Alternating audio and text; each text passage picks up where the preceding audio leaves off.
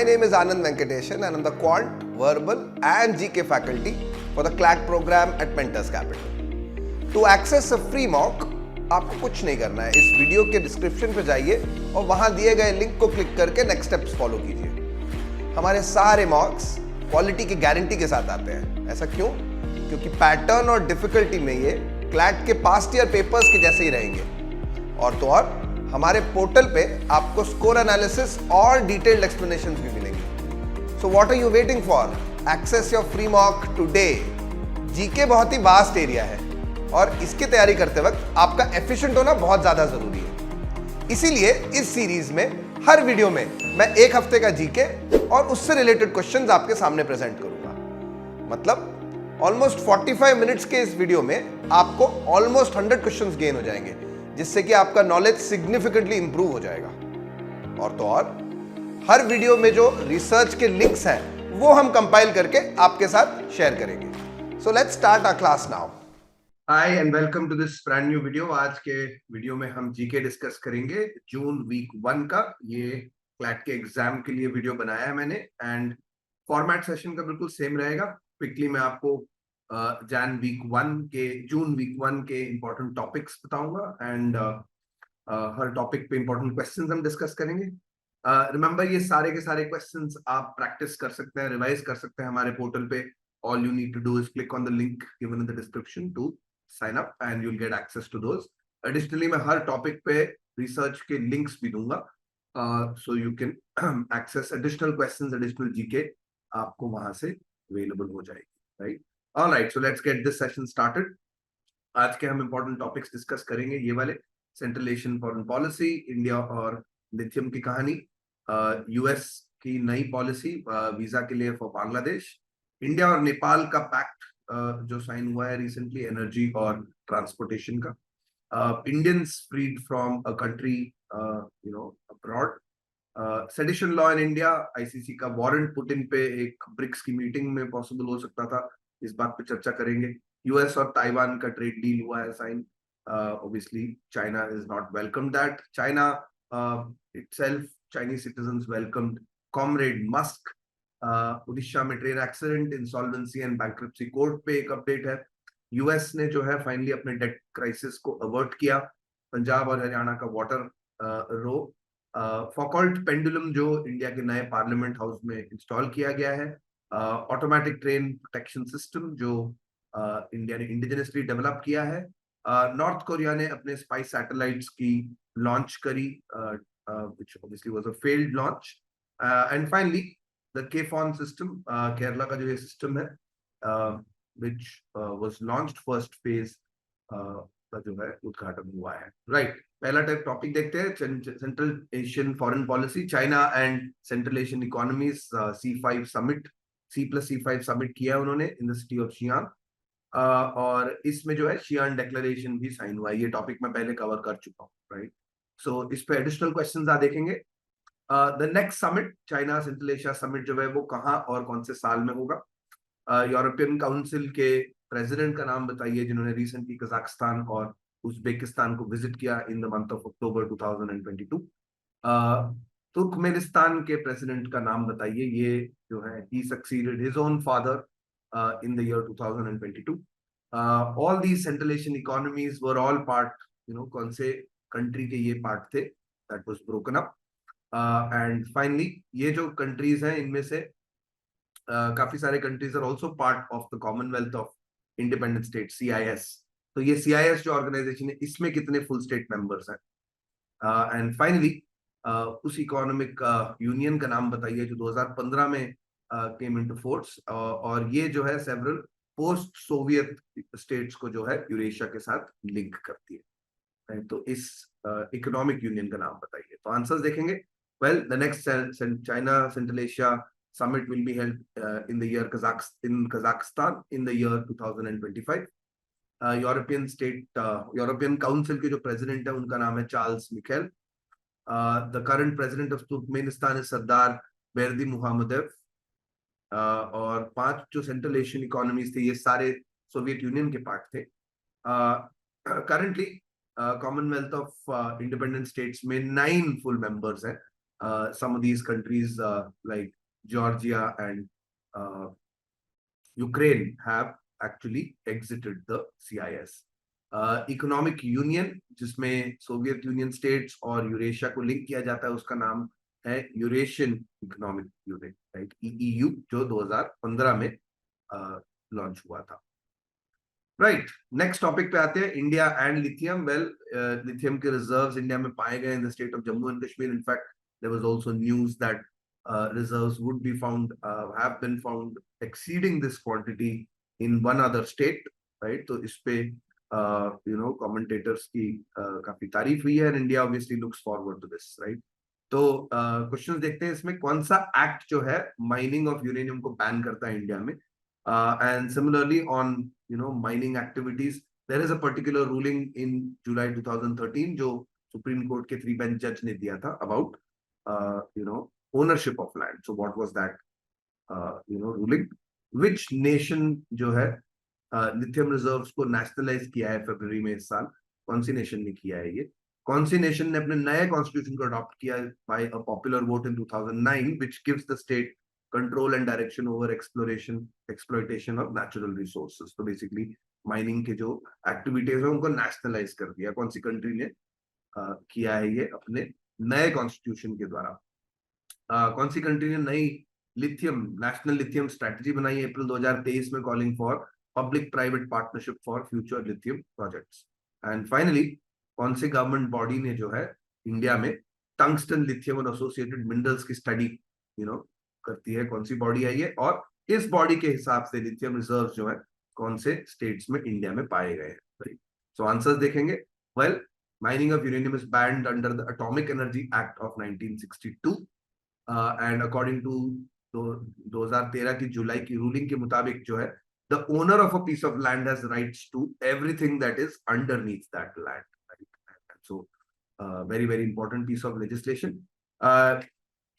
Mexico ने जो है रिसेंटली अपने लिथियम रिजर्व्स को फरवरी के महीने में नेशनलाइज कर दिया है, और ऐसा दूसरा कंट्री है बोलीविया जिसने 2009 में अपना एक नया कॉन्स्टिट्यूशन पॉपुलर वोट से अप्रूव किया था, और इसके मुताबिक जो है नेचुरल रिसोर्सेज की माइनिंग, डेवलपमेंट, कमर्शियलाइजेशन एक्सेट्रा जो है उसको स्टेट कंट्रोल में ले आए थे वो।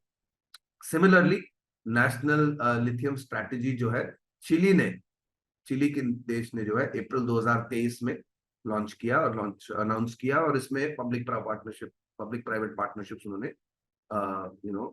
कॉल किए हैं for new lithium projects.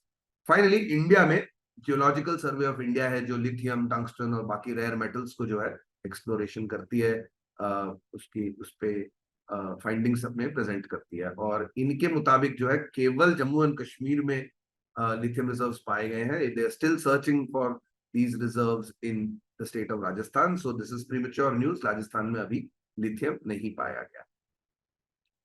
Okay, next topic पे आते हैं, यूएस का नया visa policy for Bangladesh. Basically Anthony Blinken जो सेक्रेटरी ऑफ स्टेट है यूएस के, उन्होंने नया पॉलिसी अनाउंस किया जिसके मुताबिक इलेक्शंस में इंटरफियर करने वाले farmer current Bangladeshi officials, members of pro government and opposition parties, law enforcement agencies, judicial, security forces, इनमें जो भी डेमोक्रेटिक प्रोसेस को, इलेक्शन प्रोसेस को जो है इम्पीड करेगा, थ्रेटन करेगा, उसके वीजास को रिस्ट्रिक्ट किया जाएगा यूएस के द्वारा, right? So they pass this law. तो इस पे क्वेश्चन देखते हैं कि बांग्लादेश की करंट प्राइम मिनिस्टर कौन है?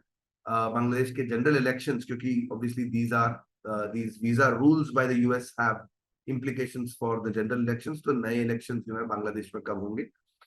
दिसंबर 2022 में यूएस ट्रेजरी ने जो है कौन से बॉडी पे, कौन से बांग्लादेशी एंटिटी पे सैंक्शंस एनफोर्स किए थे, जिसमें कि 7 of its current and farmer officers भी ह्यूमन राइट्स वायलेशन के अंदर पाए गए, राइट? तो ये कौन सी बॉडी थी? फाइनली, बांग्लादेश के बारे में बात करें तो which country is the largest direct foreign direct investor in Bangladesh? US के कौन से प्रेसिडेंट थे जिन्होंने ईस्ट पाकिस्तान जब सेपरेट हुआ था from west Pakistan, which obviously led to the birth of Pakistan, इसको अप्रूवल नहीं दिया था, he did not want this to happen, right? So which prime minister was this, president was this? And finally, कौन सा देश है जो बांग्लादेश का पहला न्यूक्लियर पावर प्रोजेक्ट बना रहा है? in Rupur, which is expected to be operational in 2023, later this year. Answer देखेंगे. Sheikh Hasina, easy answer. Sheikh Hasina is the PM of Bangladesh presently. 2024 की अर्ली जनवरी 2024 में जो है elections, general elections Pakistan Bangladesh में हो रही हैं. द यूएस ट्रेजरी डिपार्टमेंट ने जो है दिसंबर 2022 में रैपिड एक्शन बटालियन, जो बांग्लादेश का फोर्स है, उस पे सैंक्शंस पास किए हैं, and in fact also human rights violations enforced kiye on some of its former and current members. Which country is the largest FDI, foreign direct investor? Well, US. No questions for, no marks for guessing that. Bangladesh ने जो है, बांग्लादेश के creation पे US के president Nixon थे, Richard Nixon थे, जिन्होंने in fact India को सपोर्ट नहीं किया था जब इंडिया ने ये बात बोली थी. In fact they would have preferred that Bangladesh stays with west Pakistan.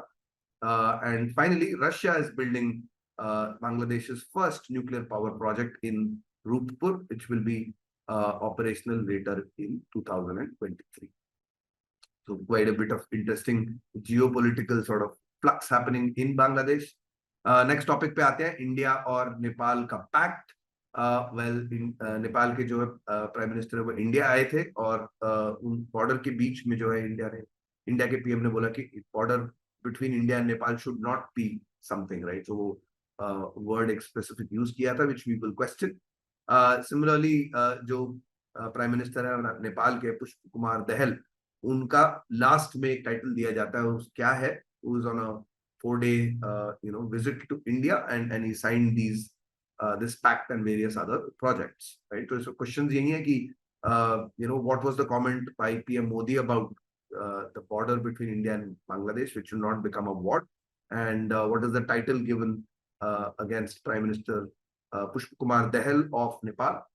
India और नेपाल ने कौन सी एग्रीमेंट साइन करी है जो पाकिस्तान के, नेपाल के पॉपुलेशन को जो है इंडिया के वाटरवेज का एक्सेस देगी? इंडिया के फॉरेन सेक्रेटरी का नाम बताया, जिन्होंने इस प्रोजेक्ट को जो है once in a generation pact बोला है. इंडिया ने एनर्जी की डील भी करी है नेपाल के साथ, इन विच they have committed to importing how many megawatts of electricity from Nepal in the upcoming years. दोनों प्राइम मिनिस्टर्स ने जो है एक कार्गो ट्रेन का जॉइंट इनॉग्रेशन किया था. in this meeting happened, and this railroad connects which place in India to the Nepal customs yard. पूरी की पूरी जो रेलवे लाइन है वो इंडियन ग्रांट के बेसिस पे जो है बनाई गई है.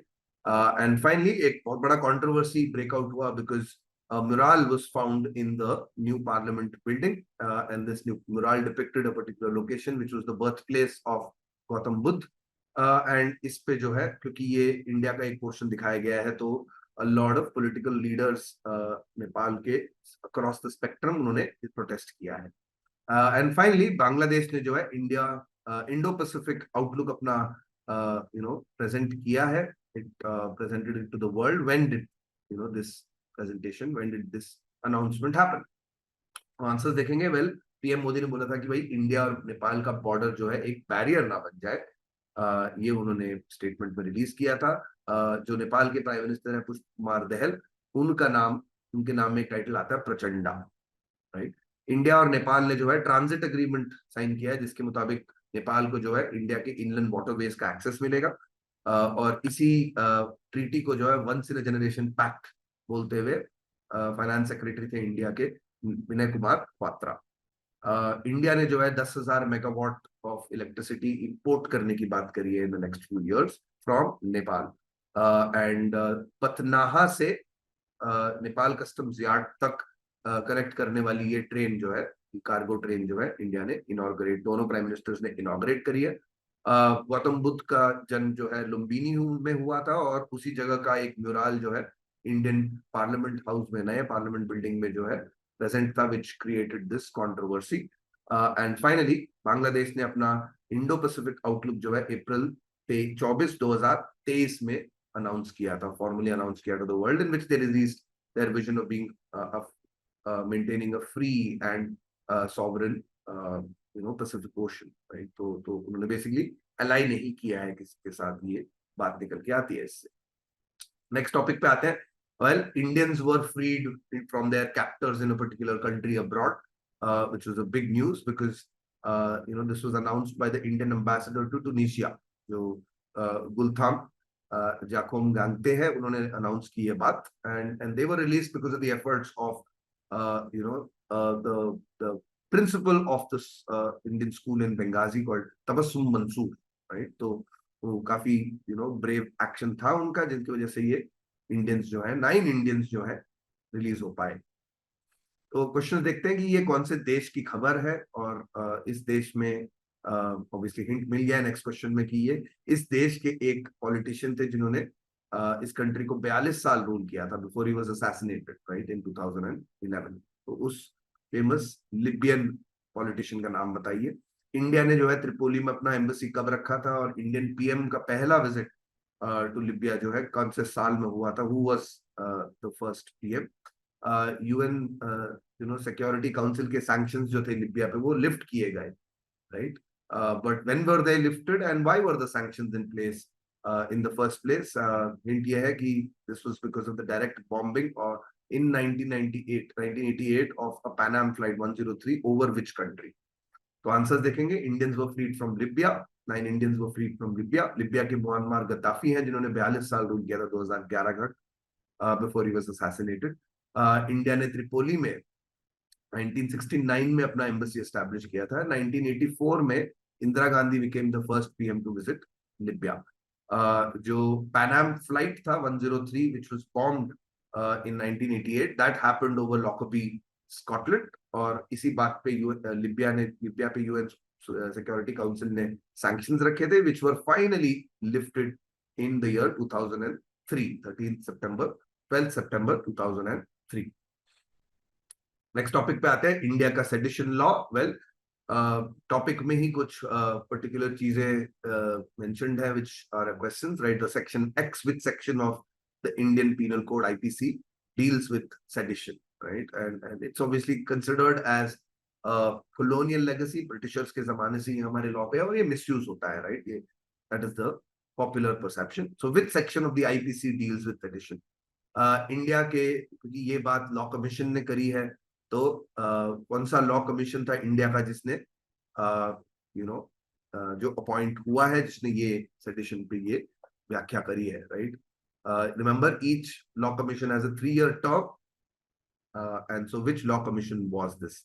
Who is the current chairman of the law commission, and in which year was the first law commission established, और उसके chairman कौन थे? And finally, लॉ कमीशन के प्रेजेंट लॉ कमीशन के चेयरमैन के मुताबिक sedition law does not cover all the elements of evidence that are offenses that are envisaged under the UAPA and which other act. तो answers देखेंगे। Section 124A है जो sedition से deal करता है, आईपीसी का सेक्शन है ये। इंडिया में अभी तक 22 लॉ कमीशन कॉन्स्टिट्यूट हो चुके हैं, अपॉइंट हो चुके हैं। 22वां जो law commission presently in force है, उसके चेयरमैन है ऋतुराज अवस्थी। पहला लॉ कमीशन जो है 1955 में एस्टैब्लिश हुआ था और उसके चेयरमैन थे एमसी सीतलवाद। और ऋतुराज अवस्थी के मुताबिक जो है यूएपीए और एनएसए, नेशनल सिक्योरिटी एक्ट के जो प्रोविजंस हैं, they do not adequately cover all the offences that are covered, all the elements of the offences that are covered under sedition law. इसलिए उनका मानना है कि sedition law is not superfluous, there are some aspects for which we need sedition law in India. Next topic, well, foreign ministers की meeting हुई थी BRICS countries की in a particular location, and that country was then mulling whether there will be, how to deal with an ICC warrant on Putin, Russian prime minister, right? The International Court of International Court of Justice, the ICC, obviously it has a warrant on Putin, and any country which is a signatory of the ICC needs to arrest him. तो ये FM meeting जो है कौन सी देश में हुई है, और उस देश में रेशियल सेग्रीगेशन, एक पर्टिकुलर वैरायटी की प्रैक्टिस होती थी, उस रेशियल सेग्रीगेशन का नाम बताइए। The country is also popular because उनके जो क्रिकेट कैप्टन थे वो बैन हुए थे क्रिकेट से from life due to his role in match fixing scandal. तो और इवेंचुअली वो प्लेन क्रैश में मारे भी गए। तो इस फेमस क्रिकेट कैप्टन का नाम बताइए। इस कंट्री की करंट प्रेसिडेंट कौन है, और the international Court of justice was established bye the Charter of the United Nations, in which year, and where is the seat of this court located in, right? तो answers देखेंगे. International जो BRICS की जो meeting हुई थी currently, जो is supposed to take place is in South Africa, and South Africa में जो obviously racial segregation practice था, that was apartheid. Nelson Mandela ने जो है कंट्रीब्यूट किया था towards abolition of apartheid, and he won the Nobel Peace Prize for that. Hansie Cronje वो South African cricketer और कैप्टन थे जो बैन हुए थे क्रिकेट में for life, and then eventually died in a plane crash. Current president of South Africa is Cyril Ramaphosa. और International Court of Justice जो है 1945 के जून के महीने में एस्टैब्लिश हुई थी, and according to and the seat of the International Court of Justice is in The Hague in Netherlands. Next topic पे आते हैं. यूएस और ताइवान का trade deal which happened on Thursday in the month of June, first Thursday in June, and obviously this trade deal called the 21st Century Trade Initiative on 21st Century Trade, इसको जो है China ने condemn किया है because they believe that the Republic of China or Taiwan is their own sovereign territory. तो US और Taiwan के relationship के बारे में, you know that do they formally recognize does the US formally recognize Taiwan or not? So what is the position? Which act of the US Congress defined relationships between US and Taiwan, right? बहुत पुराना act है ये.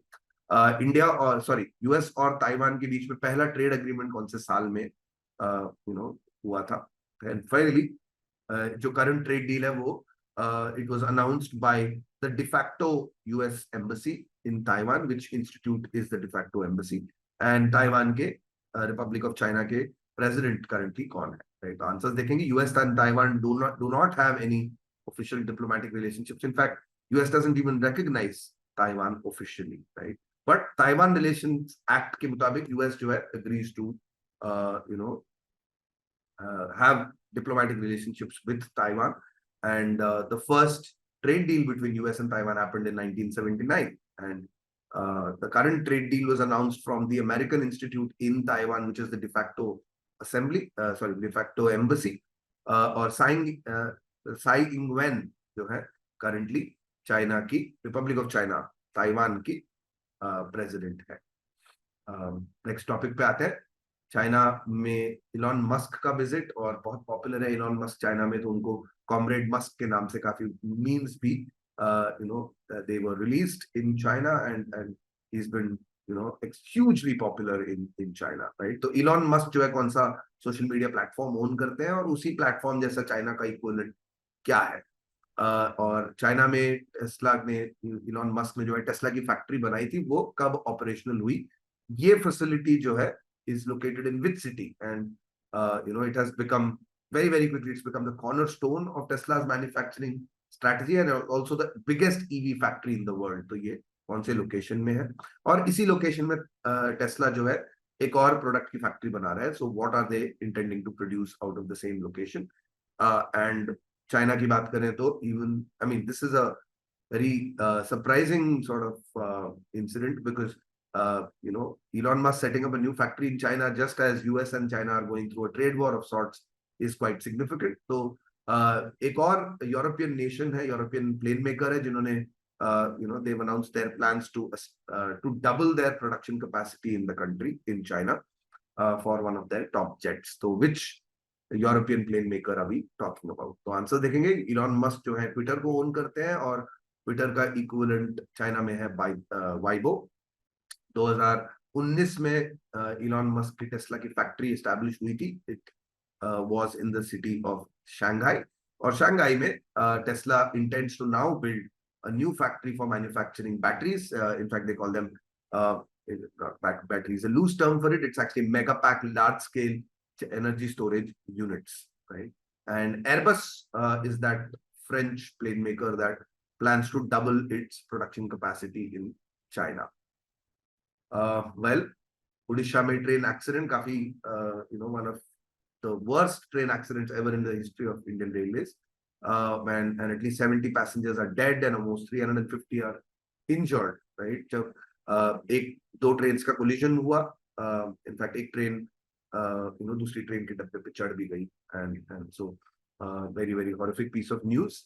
इस पे question देखेंगे कितने train involve थे इस एक्सीडेंट में, or can you name them? And one of the trains involved was also involved in a previous accident in literally the same district, in the Jajpur district of Odisha, about 50 kilometers away from the current accident site.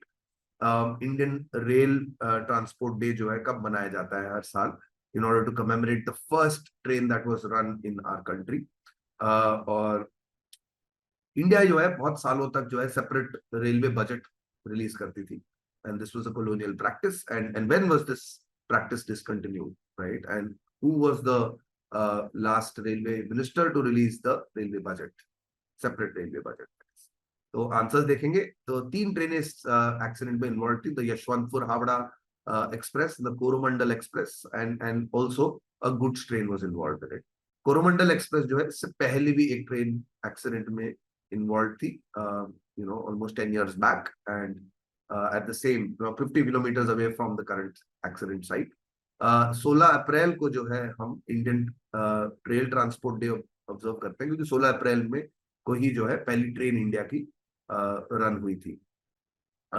Well, railway budget जो है separately release होता था until the year 2017, which was the last railway budget which was presented by Suresh प्रभु.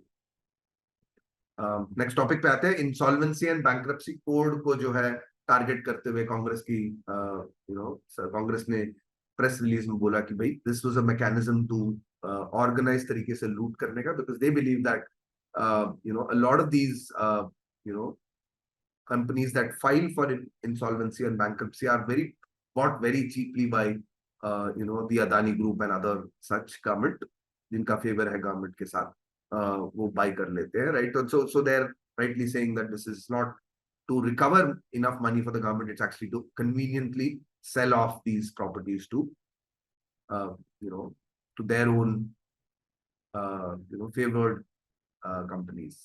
तो इस पे question देखते हैं कि IBC, which is the insolvency and bankruptcy code, India में कब इंट्रोड्यूस हुआ था. इस एक्ट को इंट्रोड्यूस करने से पहले इंडिया में which dealt with this particular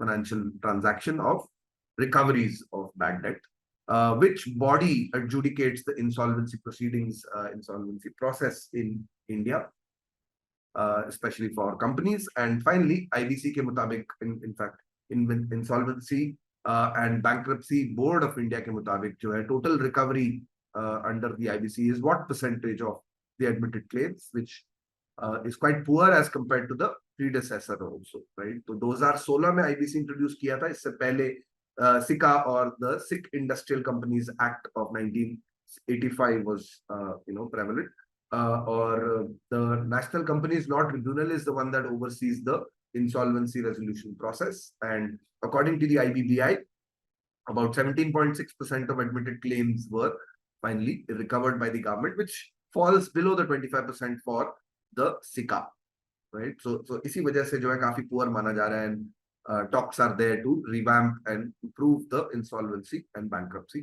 code. Next topic, US finally जो है अपने डिफॉल्ट डेट सीलिंग लिमिट्स को बढ़ा पाया, and they were able to break the deadlock in their parliament, and so this was good news for the US government. कौन C act है US की जो बोरोइंग गवर्नमेंट की बोरोइंग अथॉरिटी को extend करती है through 2024? which act are we talking about? And finally, now that the deal has been signed, this deal was between the US President Joe Biden and the US House Speaker, right? उनका नाम बताइए. और इस deal के मुताबिक जो है non defence spending को अगले साल 2024 में फ्लैट रखा जाएगा, और 2025 में कितना परसेंटेज का राइज अलाउड किया है. करंटली यूएस का जो डेट सीलिंग लिमिट है for the US government, how much is it, right? What is the total money that the US government can borrow for paying its own bills and expenditures? And according to the US Treasury Secretary,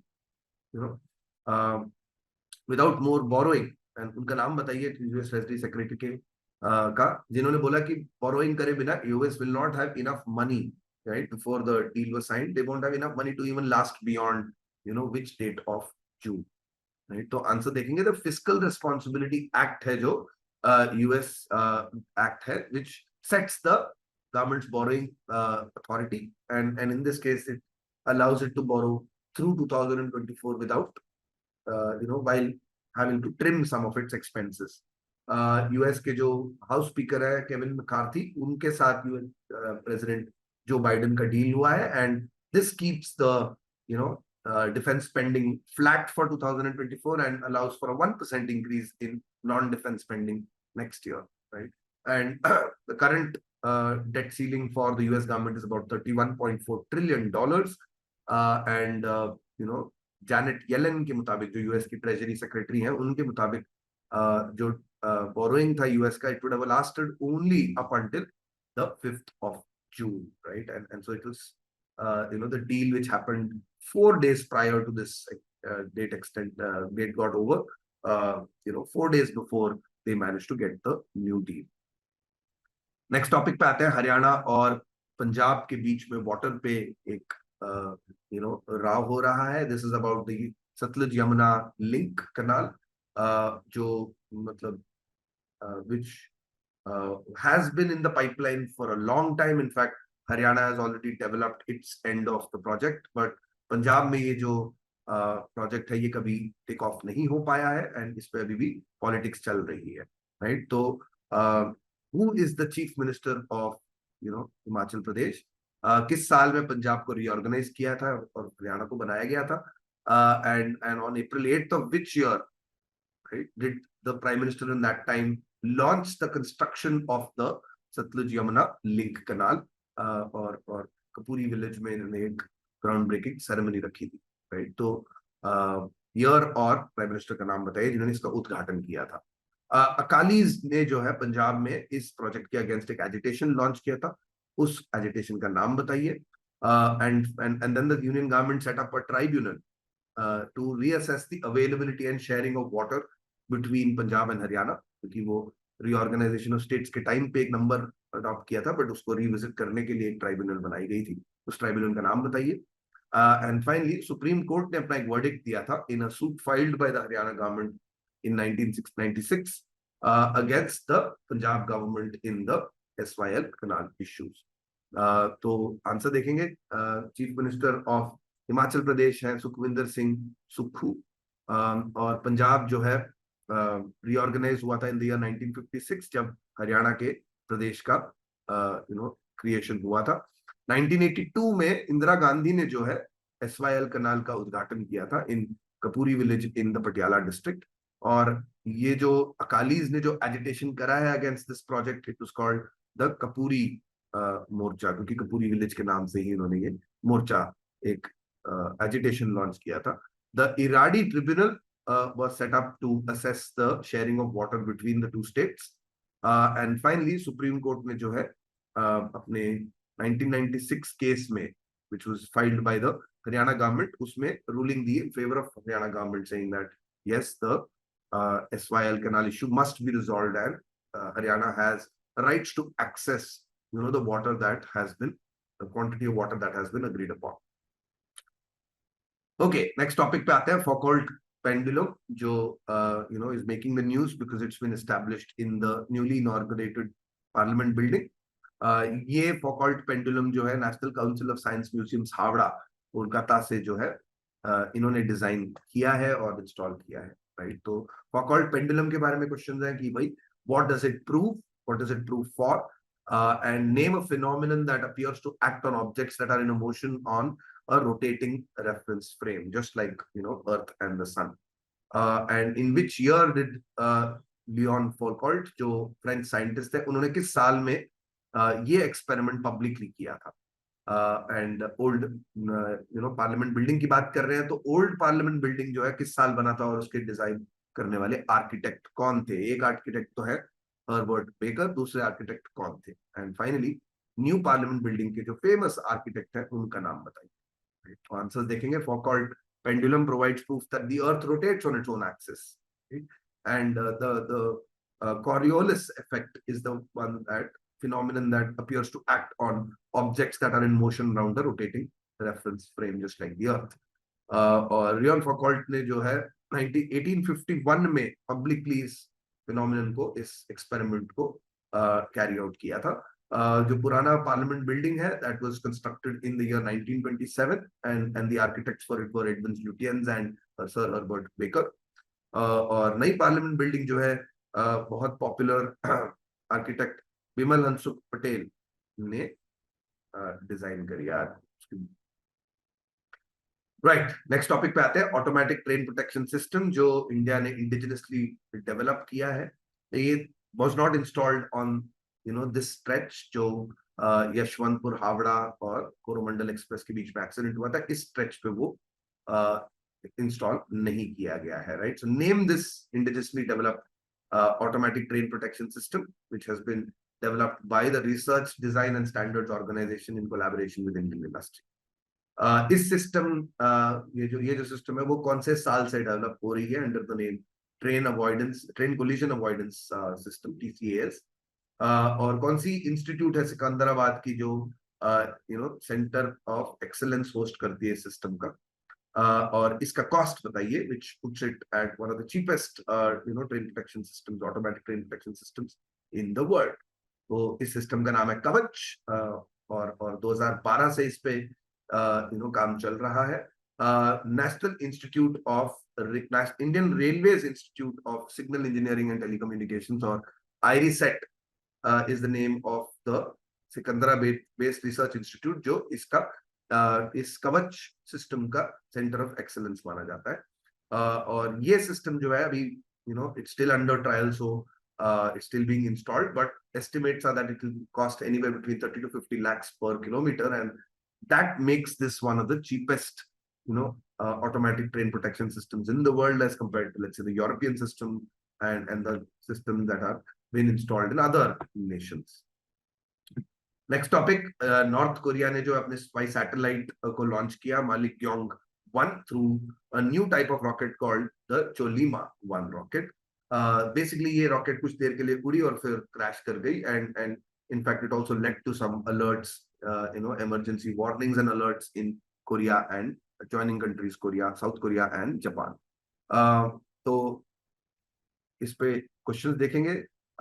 ये जो launch किया है north Korea ने, Pyongyang ने, they used some technology to launch these rockets into space, and these rockets, these long range missiles, are called, what are they called, right? और Pyongyang ने जो है अर्थ ऑब्जर्वेशन सैटेलाइट, इससे पहले, in fact this was the 6th launch that north Korea has done. इससे पहले north Korea ने earth observation satellite launch किया था. कौन से साल में ये किया था? एंड एक कौन सा सिस्टम है which has been installed by the US, which would provide South Korea with advanced capabilities of missile warning, satellite communications throughout the Korean peninsula, right? तो इस सिस्टम का नाम बताइए. And this launch by North Korea was actually a response to the March 25th launch by South Korea.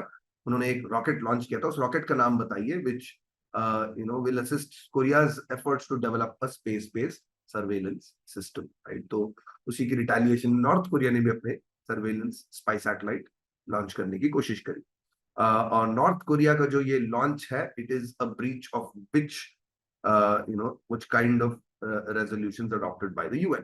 तो answer देखेंगे ICBMs और intercontinental ballistic missiles which allow any country to strike targets very very vast distances away. यही rockets जो है satellites को, spy satellites को space में भी सेंड कर सकती हैं. प्योंगयांग ने जो है 2016 में अर्थ ऑब्जर्वेशन सैटेलाइट पहले लॉन्च किया था.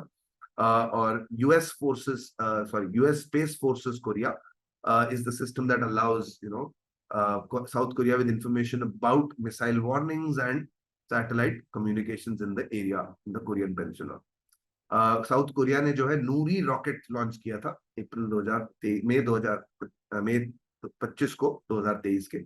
and this will help them South Korea build its own spy surveillance system, right? Space-based surveillance systems. And this rocket launch by North Korea is actually a violation of UN Security Council resolutions, but I don't think it will have any further effect because पहले से ही sanctions in place है. So North Korea literally had nothing much to loose.